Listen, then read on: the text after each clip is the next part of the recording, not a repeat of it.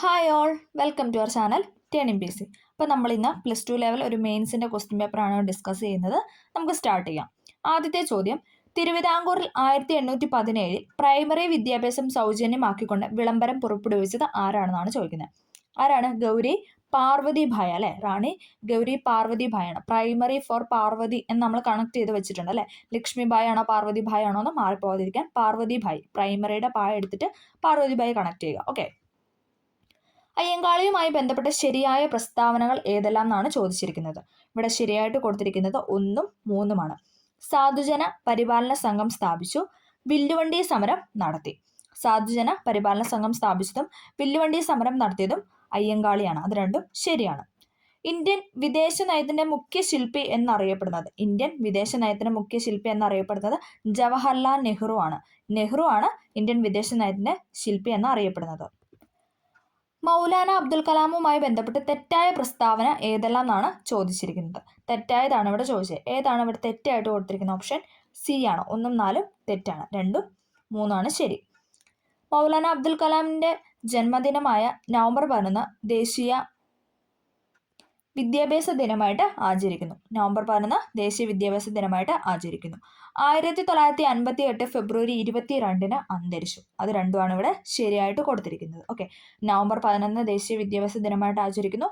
1958 ഫെബ്രുവരി 22 മൗലാന അബ്ദുൽ കലാം ആസാദ് അന്തരിച്ചു എന്നാണ് പറയുന്നത്. ബോസ്റ്റൺ ടീ പാർട്ടി ഏതുമായി ബന്ധപ്പെട്ടിരിക്കുന്നു? ബോസ്റ്റൺ ടീ പാർട്ടി എന്ന് പറയുന്നത് അമേരിക്കൻ സ്വാതന്ത്ര്യ സമരവുമായിട്ട് ബന്ധപ്പെട്ടതാണ്. പക്ഷികളുടെ തൂവൽ പോലെ കാഴ്ചയിൽ തോന്നിക്കുന്ന മേഘം ഏതാണ്? പക്ഷികളുടെ തൂവൽ പോലെ കാണുന്ന മേഘമാണ് ഏതെന്ന് പറയുന്നത്? സിറസ് മേഘങ്ങൾ. ഓപ്ഷൻ സി സിറസ് മേഘങ്ങളാണ്. പക്ഷികളുടെ തൂവൽ പോലെ നമുക്ക് തോന്നുന്ന അല്ലെങ്കിൽ കാണപ്പെടുന്ന മേഘത്തിനാണ് സിറസ് മേഘങ്ങൾ എന്ന് പറയുന്നത്. പശ്ചിമഘട്ടവും പൂർവ്വഘട്ടവും സന്ധിക്കുന്ന സ്ഥലമാണ് ഏതെന്ന് പറയുന്നത്? നീലഗിരി എന്ന് പറയുന്നത്. പശ്ചിമഘട്ടവും പൂർവ്വഘട്ടവും സന്ധിക്കുന്ന സ്ഥലമാണ് നീലഗിരി. സർവേ ഓഫ് ഇന്ത്യയുടെ സ്ഥിര ആസ്ഥാനമാണ് ഡെറാഡൂൺ എന്ന് പറയുന്നത്. സർവേ ഓഫ് ഇന്ത്യയുടെ സ്ഥിര ആസ്ഥാനമാണ് ഡെറാഡൂൺ. സിംഹവാലൻ കുരങ്ങുകൾ കാണപ്പെടുന്ന കേരളത്തിലെ ഏക വന്യജീവി സങ്കേതമാണ് ഏതെന്ന് പറയുന്നത്? സൈലന്റ് വാലി അല്ലെ? സിംഹവാലൻ കുരങ്ങുകൾ കാണപ്പെടുന്ന കേരളത്തിലെ ഏക വന്യജീവി സങ്കേതമാണ് സൈലന്റ് വാലി. ശൈത്യകാലത്ത് ഏറ്റവും കുറഞ്ഞ താപനിലയും ഉഷ്ണകാലത്ത് ഏറ്റവും കൂടിയ താപനിലയും രേഖപ്പെടുത്തിയ ചുരു ഏത് സംസ്ഥാനത്താണ് ചോദിക്കുന്നത്? ഏത് സംസ്ഥാനത്താണ്? രാജസ്ഥാനിലാണ്. ഓക്കെ. രാജസ്ഥാനിലാണ് ചുരു എന്ന സ്ഥലമുള്ളത്. ഓക്കെ. ശൈത്യകാലത്ത് ഏറ്റവും കുറഞ്ഞ താപനിലയും ഉഷ്ണകാലത്ത് ഏറ്റവും കൂടിയ താപനിലയും രേഖപ്പെടുത്തിയ ചുരു ഏത് സ്റ്റേറ്റിലാണെന്ന് ചോദിച്ചാൽ രാജസ്ഥാനിലാണ്. അടുത്തത്: ഇന്ത്യയുടെ ബ്രെഡ് ബാസ്ക്കറ്റ് എന്ന ബഹുമതി നേടിയ ഇന്ത്യൻ സംസ്ഥാനമാണ് ഏതെന്ന് പറയുന്നത്? Option A Punjab. ഇന്ത്യയുടെ ബ്രെഡ് ബാസ്ക്കറ്റ് എന്ന ബഹുമതി നേടിയ ഇന്ത്യൻ സ്റ്റേറ്റ് ആണ് പഞ്ചാബ്. ഇന്ത്യൻ ബാങ്കിംഗ് സംവിധാനത്തെ നിയന്ത്രിക്കുന്ന ധനകാര്യ സ്ഥാപനമാണ് ഏതെന്ന് പറയുന്നത്? RBI, reserve bank of India അല്ലെ? ഇന്ത്യൻ ബാങ്കിംഗ് സംവിധാനത്തെ നിയന്ത്രിക്കുന്ന ധനകാര്യ സ്ഥാപനമാണ് RBI. റാബി വിളയ്ക്ക് ഉദാഹരണമാണ് ഏതെന്ന് പറയുന്നത്? ബാർലി എന്ന് പറയുന്നത്. റാബി വിളയ്ക്ക് ഉദാഹരണമാണ് ബാർലി എന്ന് പറയുന്നത്. ഇന്ത്യയിലെ ധാതു സംസ്ഥാനം എന്നറിയപ്പെടുന്നത് ഏതാണ്? ജാർഖണ്ഡ് ആണ്. ഇന്ത്യയിലെ ധാതു സംസ്ഥാനം എന്നറിയപ്പെടുന്നത് ജാർഖണ്ഡ് ആണ്. ആസൂത്രണത്തിന് വേണ്ടി ആസൂത്രണ കമ്മീഷന് പകരം നിലവിൽ വന്ന ഭരണ സംവിധാനത്തിന് പറയുന്ന പേരാണ് ഏത്? നീതി ആയോഗ്. ആസൂത്രണത്തിന് വേണ്ടി ആസൂത്രണ കമ്മീഷന് പകരം നിലവിൽ വന്ന ഭരണ സംവിധാനത്തെയാണ് നീതി ആയോഗ് എന്ന് പറയുന്നത്. 2021-22 വർഷത്തിൽ ആഗോള പാൽ ഉൽപാദനത്തിന്റെ 24% സംഭാവന ചെയ്തതോടെ ലോകത്തിൽ പാൽ ഉൽപാദനത്തിൽ ഇന്ത്യയുടെ സ്ഥാനമാണ് ചോദിക്കുന്നത്. ഏതാണ്? 1ാം സ്ഥാനമാണ്. ഇന്ത്യക്ക് 1ാം സ്ഥാനമാണ് പാൽ ഉൽപാദനത്തിൽ ഉള്ളത്. ഇന്ത്യക്ക് 1ാം സ്ഥാനം. എത്ര വയസ്സ് പൂർത്തിയായവർക്കാണ് രാജ്യസഭാ തിരഞ്ഞെടുപ്പിൽ മത്സരിക്കാൻ കഴിയുക എന്നാണ് ചോദിക്കുന്നത്. എത്രയാണ്? 30 വയസ്സാണ്. രാജ്യസഭാ തിരഞ്ഞെടുപ്പിൽ മത്സരിക്കാൻ കഴിയുന്നത് 30 വയസ്സ് തികഞ്ഞവർക്കാണ്. ഇന്ത്യയുടെ മാഗ്ന കാർട്ട എന്ന് വിശേഷിക്കപ്പെടുന്നത് ഏതാണ്? മൗലിക അവകാശങ്ങളെയാണ്. ഫണ്ടമെന്റൽ റൈറ്റിനെയാണ് ഇന്ത്യയുടെ മാഗ്ന കാർട്ട എന്ന് വിശേഷിക്കപ്പെടുന്നത്. സാർവത്രിക പ്രായപൂർത്തി വോട്ടവകാശം പരാമർശിക്കുന്ന ഭരണഘടനാ അനുച്ഛേദമാണ് ഏതെന്ന് പറയുന്നത്? 326. 3x2 6 അങ്ങനെ ഓർത്താൽ മതി. 326 എന്ന് പറയുന്നത് സാർവത്രിക പ്രായപൂർത്തി വോട്ടവകാശം പരാമർശിക്കുന്ന ഭരണഘടനാ അനുച്ഛേദമാണ്. ഓക്കെ. 326. നഗരസഭ ഗ്രാമപഞ്ചായത്ത് തിരഞ്ഞെടുപ്പുകളിൽ മത്സരിക്കാൻ എത്ര വയസ്സ് പൂർത്തിയാകണം? നഗരസഭ അല്ലെങ്കിൽ ഗ്രാമപഞ്ചായത്തിന്റെ ഒക്കെ തിരഞ്ഞെടുപ്പിൽ മത്സരിക്കാൻ എത്ര വയസ്സ് പൂർത്തിയാകണം എന്ന് വെച്ചാൽ എത്രയാണ്? 21 വയസ്സാണ്. നമ്മളിപ്പോൾ രാജ്യസഭയുടെ കാര്യം പറഞ്ഞു, രാജ്യസഭയിലാണെങ്കിൽ 30 വയസ്സാണ്. ഇനി ഗ്രാമപഞ്ചായത്ത് അല്ലെങ്കിൽ നഗരസഭയിലൊക്കെ മത്സരിക്കാൻ വേണ്ടിയിട്ടാണെങ്കിൽ 21 വയസ്സ് പൂർത്തിയാവണം. ഭരണഘടനാ നിർമ്മാണ സമിതിയുടെ അധ്യക്ഷൻ ആരാണ്? ഭരണഘടനാ നിർമ്മാണ സമിതിയുടെ അധ്യക്ഷനാണ് ഡോക്ടർ രാജേന്ദ്ര പ്രസാദ് എന്ന് പറയുന്നത്. ഡോക്ടർ രാജേന്ദ്ര പ്രസാദ് ആണ് ഭരണഘടനാ നിർമ്മാണ സമിതിയുടെ അധ്യക്ഷൻ. ശ്യാം ശരൺ നേഗി താഴെ പറയുന്ന ഏത് കാര്യവുമായി ബന്ധപ്പെട്ടിരിക്കുന്നു എന്നാണ് ചോദിക്കുന്നത്. ഏതാണ്? ഇന്ത്യയിലെ ആദ്യത്തെ വോട്ടറാണ് ആരെന്ന് പറയുന്നത്? ശ്യാം ശരൺ നേഗി എന്ന് പറയുന്നത്. ഇന്ത്യയിലെ ആദ്യത്തെ വോട്ടറാണ് ശ്യാം ശരൺ നേഗി. സ്വത്തവകാശം മൗലിക അവകാശങ്ങളിൽ നിന്ന് നീക്കം ചെയ്തത് ഏതു ഭരണഘടനാ ഭേദഗതി വഴിയാണെന്ന് വെച്ചാൽ ഏതാണ്? 44-ാം ഭരണഘടനാ ഭേദഗതി വഴിയാണ്. 1978 44-ാം ഭരണഘടനാ ഭേദഗതി പ്രകാരമാണ് സ്വത്തവകാശം മൗലിക അവകാശങ്ങളിൽ നിന്ന് നീക്കം ചെയ്തത്. ഇപ്പോൾ സ്വത്തവകാശം എന്ന് പറയുന്നത് ഭരണഘടനാ അവകാശം അല്ലെങ്കിൽ നിയമാവകാശം എന്നാണ് പറയുന്നത്. ആർട്ടിക്കിൾ 300A ആണ് സ്വത്തവകാശം ഇപ്പം നിലവിൽ ഉള്ളത്. Article 300A. ഭരണഘടനയിൽ യൂണിയൻ ലിസ്റ്റിൽ പെടാത്ത വിഷയമാണ് ഇതെന്ന് പറയുന്നത് കൃഷി എന്ന് പറയുന്നത്. ഓക്കെ. വിദേശകാര്യം, ബാങ്കിങ്, പ്രതിരോധം എന്ന് പറയുന്നത് യൂണിയൻ ലിസ്റ്റിൽ പെടുന്ന വിഷയങ്ങളാണ്. വിദേശകാര്യം, ബാങ്കിങ്, പ്രതിരോധം എന്ന് പറയുന്നത് എന്താണ്? യൂണിയൻ ലിസ്റ്റിൽ പെടുന്ന വിഷയങ്ങളാണ്. കേരളത്തിലെ തണ്ണീർത്തട പദ്ധതിയുടെ ചെയർമാനാണ് ആരെന്ന് പറയുന്നത്? സംസ്ഥാന പരിസ്ഥിതി വകുപ്പ് മന്ത്രി. കേരളത്തിലെ തണ്ണീർത്തട പദ്ധതിയുടെ ചെയർമാനാണ് സംസ്ഥാന പരിസ്ഥിതി വകുപ്പ് മന്ത്രി. ജില്ലാതല ദുരന്ത നിവാരണ കമ്മിറ്റിയുടെ അധ്യക്ഷനാണ് ആരെന്ന് പറയുന്നത്? ജില്ലാ കളക്ടർ. ജില്ലാതല ദുരന്ത നിവാരണ കമ്മിറ്റിയുടെ അധ്യക്ഷനാണ് ജില്ലാ കളക്ടർ. സർക്കാർ ആശുപത്രികളെ ആശ്രയിക്കുന്നവർക്ക് ഉണ്ടാകുന്ന ബുദ്ധിമുട്ടുകളെ ഇല്ലാതാക്കുക എന്ന ഉദ്ദേശത്തോടു കൂടി ആരംഭിച്ച പദ്ധതിയാണ് ഏതെന്ന് പറയുന്നത്? ആർദ്രം മിഷൻ എന്ന് പറയുന്നത്. സർക്കാർ ആശുപത്രികളെ ആശ്രയിക്കുന്നവർക്ക് ഉണ്ടാകുന്ന ബുദ്ധിമുട്ടുകളെ ഇല്ലാതാക്കുക എന്ന ഉദ്ദേശത്തോടു കൂടി ആരംഭിച്ച പദ്ധതിയാണ് Aardram mission. Child line toll free number ആണ് ചോദിച്ചിരിക്കുന്നത്. ഏതാണ്? ഓപ്ഷൻ ഡി 1098 ആണ്. പുറകോട്ടല്ലേ 10 then 9 8 1098 എന്ന് പറയുന്നതാണ് child line toll free number എന്ന് പറയുന്നത്. ഇന്ത്യയിൽ എത്ര ഭരണഘടനാ ഭേദഗതികൾ നടന്നു എന്നാണ് ചോദിക്കുന്നത്.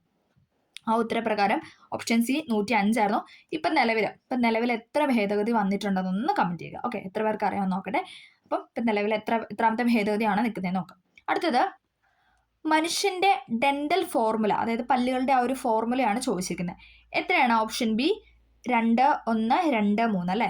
2 1 2 3 വെച്ചിട്ട് നമുക്ക് മേളിലും താഴെ എന്താണ് 2 1 2 3 വെച്ചിട്ടാണ് നമ്മുടെ പല്ലിന്റെ ആ ഒരു ഫോർമുല എന്ന് പറയുന്നത് അല്ലേ? 2 ഉളിപ്പല്ല്, ദെൻ ഒരു കോമ്പല്ല്, സെറ്റാണ് പറയുന്നത്. ഒരു സൈഡിലോട്ടുള്ള കാര്യമാണ് പറയുന്നത്. 2 ഉളിപ്പല്ല്, ഒരു കോമ്പല്ല്, പിന്നെ 2 അഗ്രചർവണം, ദെൻ 3 ചർവണകം. ഓക്കെ, അങ്ങനെയാണ് നമ്മുടെ സ്ട്രക്ചർ പറയുന്നത്, പല്ലിന്റെ സ്ട്രക്ചർ പറയുന്നത്. മൊത്തം 32 പല്ല്. ഓക്കെ. ECGയിൽ QRS തരംഗം എന്തിനെ സൂചിപ്പിക്കുന്നു? ECGയിൽ QRS തരംഗം എന്തിനാണ് സൂചിപ്പിക്കുന്നതെന്ന് ചോദിച്ചാൽ വെൻട്രിക്കുലറിന്റെ സങ്കോചമാണ്. ഓപ്ഷൻ എ വെൻട്രിക്കുലറിന്റെ സങ്കോചം. മലേറിയ രോഗാണു അഥവാ പ്ലാസ്മോഡിയം ഏതു ഘട്ടത്തിലാണ് രോഗം ഉണ്ടാക്കുന്നത് എന്നാണ് ചോദിച്ചിരിക്കുന്നത്. ഏതാണ്? ഓപ്ഷൻ ഡി സ്പോറോസോയിറ്റ് ആണ്. Option D സ്പോറോസോയിറ്റ്. റെയർ ആയിട്ടുള്ള ഒരു ക്വസ്റ്റ്യൻ അല്ലേ? ഓക്കെ. ആരാണ് കേന്ദ്ര ഗവൺമെന്റിന്റെ പൊതുജനാരോഗ്യ ഉപദേഷ്ടാവ് എന്നാണ് ചോദിച്ചിരിക്കുന്നത്. ആരാണ് കേന്ദ്ര ഗവൺമെന്റിന്റെ പൊതുജനാരോഗ്യ ഉപദേഷ്ടാവ്? ആരാണ്? Option B director general of health services ആണ്. Director general of health services ആണ് കേന്ദ്ര ഗവൺമെന്റിന്റെ പൊതുജനാരോഗ്യ ഉപദേഷ്ടാവ് എന്ന് പറയുന്നത്. ഭൂമിയുടെ പലായന പ്രവേഗം എത്രയാണ്? ഭൂമിയുടെ പലായന പ്രവേഗം എന്ന് പറയുന്നത് 11.2 കിലോമീറ്റർ പെർ സെക്കൻഡ് ആണ്. 11.2 കിലോമീറ്റർ പെർ സെക്കൻഡ് ആണ് ഭൂമിയുടെ പലായന പ്രവേഗം എന്ന് പറയുന്നത്. ഹൈഡ്രോളിക് ലിഫ്റ്റിന്റെ പ്രവർത്തന തത്വം എന്ന് പറയുന്നത് ഏതാണ്? പാസ്കൽസ് ലോ ആണ് അല്ലെ? ഹൈഡ്രോളിക് ലിഫ്റ്റിന്റെ പ്രവർത്തന തത്വം എന്ന് പറയുന്നത് പാസ്കൽസ് നിയമമാണ്. താഴെ തന്നിരിക്കുന്ന 2022 ഭൗതികശാസ്ത്ര നൊബേൽ ജേതാവ് അല്ലാത്തത് ആരെന്നാണ് ചോദിച്ചിരിക്കുന്നത്. ഏതാണ്? ഓപ്ഷൻ ബി കാർലിൻ ബെർട്ടോസി എന്ന് പറയുന്നതല്ല. അതേസമയം അലൈൻ ആസ്പെക്ട്, ജോൺ ക്ലോസർ, ആൻഡൺ സൈലഞ്ചർ എന്ന് പറയുന്നതാണ് 2022 ഭൗതികശാസ്ത്ര നൊബേൽ ജേതാക്കൾ എന്ന് പറയുന്നത്. താഴെ പറയുന്ന ഭൗതികമാറ്റമായിട്ടുള്ളതാണ് ചോദിക്കുക. ഏതാണ്? ഓപ്ഷൻ സി ഐസ് ഉരുകുന്നതാണ്. അതേസമയം പടക്കം പൊട്ടുന്നത്, ഇരുമ്പ് തുരുമ്പിക്കുന്നത്, വിറകരിയുന്നതെന്നൊക്കെ പറഞ്ഞാൽ രാസമാറ്റമാണ്. ഐസ് ഉരുകുന്ന എന്ന് പറഞ്ഞാൽ ഭൗതിക മാറ്റമാണ്. 916 സ്വർണ്ണാഭരണങ്ങൾ ഏത് വിഭാഗത്തിൽ പെടുന്നു? 916 സ്വർണ്ണാഭരണങ്ങൾ ഏത് വിഭാഗത്തിലാണെന്ന് ചോദിച്ചാൽ ഏതാണ്? ലായനി വിഭാഗത്തിലാണ്. സാധാരണ പെയ്യുന്ന മഴവെള്ളത്തിന് pH ആകാൻ സാധ്യതയുള്ളത്, സാധാരണ പെയ്യുന്ന മഴവെള്ളത്തിന് pH മൂല്യം ആകാൻ സാധ്യതയുള്ളത് 5 മുതൽ 5.5 വരെയാണ്. ഓക്കെ, ഓപ്ഷൻ എ 5 മുതൽ 5.5 വരെയാണ് സാധാരണ പെയ്യുന്ന മഴവെള്ളത്തിന് pH ആകാൻ സാധ്യതയുള്ളത്. CMET, digital university of Kerala, Tata steel limited എന്നിവർ കൂടി ചേർന്ന് ഏത് പദാർത്ഥത്തിന്റെ ഗവേഷണ കേന്ദ്രം കേരളത്തിൽ സ്ഥാപിക്കാനാണ് 2022 ധാരണാപത്രം ഒപ്പുവെച്ചത് എന്ന് ചോദിച്ചാൽ ഏതാണ്? ഓപ്ഷൻ ബി ഗ്രഫീൻ ആണ്. CMET, digital university of Kerala, Tata steel limited എന്നിവർ കൂടി ചേർന്ന് ഏത് പദാർത്ഥത്തിന്റെ ഗവേഷണ കേന്ദ്രം കേരളത്തിൽ സ്ഥാപിക്കാനാണ് 2022 ധാരണാപത്രം ഒപ്പുവെച്ചതെന്ന് ചോദിച്ചാൽ ഗ്രഫീൻ ആണ്. ഗ്രാഫീൻ ആണ്. ആനന്ദ് എന്ന തൂലികാനാമത്തിൽ അറിയപ്പെടുന്ന സാഹിത്യകാരനാണ് ആരെന്ന് പറയുന്നത്? പി സച്ചിദാനന്ദൻ. ആനന്ദ് എന്ന തൂലികാനാമത്തിൽ അറിയപ്പെടുന്ന സാഹിത്യകാരനാണ് പി സച്ചിദാനന്ദൻ. കേരളത്തിന്റെ സാംസ്കാരിക ഗാനം രചിച്ചത് ആരാണ്? കേരളത്തിന്റെ സാംസ്കാരിക ഗാനം രചിച്ചത് ബോധേശ്വരനാണ്. കേരളത്തിന്റെ സാംസ്കാരിക ഗാനം രചിച്ചത് ബോധേശ്വരനാണ്.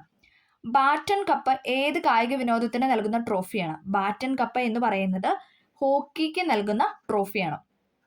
ബാറ്റൺ കപ്പ് ഹോക്കിക്ക് നൽകുന്ന ട്രോഫിയാണ്. കാച്ചിക്കുറുക്കിയ കവിത എന്ന വൈലോപ്പിള്ളി കവിതകളെ വിശേഷിപ്പിച്ച നിരൂപകനാര്? കാച്ചിക്കുറുക്കിയ കവിത എന്ന വൈലോപ്പിള്ളി കവിതകളെ വിശേഷിപ്പിച്ച നിരൂപകനാണ് ആരെന്ന് പറയുന്നത്? MN വിജയൻ എന്ന് പറയുന്ന. ഓപ്ഷൻ ഡി MN വിജയനാണ്. കാച്ചിക്കുറുക്കിയ കവിത എന്ന വൈലോപ്പിള്ളിയുടെ കവിതകളെ വിശേഷിപ്പിച്ച നിരൂപകനാണ് MN വിജയൻ. 2022 വയലാർ അവാർഡിന് അർഹമായ കൃതിയാണ് ഏതെന്ന് പറഞ്ഞാൽ മീശ. മീശ എന്ന് പറയുന്ന കൃതിക്കാണ് 2022 വയലാർ അവാർഡ് കിട്ടിയത്. മീശ എന്ന കൃതി ആരുടേതാണ്? എസ് ഹരീഷിന്റെ ആണ് അല്ലെ. എസ് ഹരീഷിന്റെ കൃതിയാണ് മീശ എന്ന് പറയുന്നത്. 2022 വയലാർ അവാർഡിന് അർഹമായ കൃതിയാണ് മീശ എന്ന് പറയുന്നത്.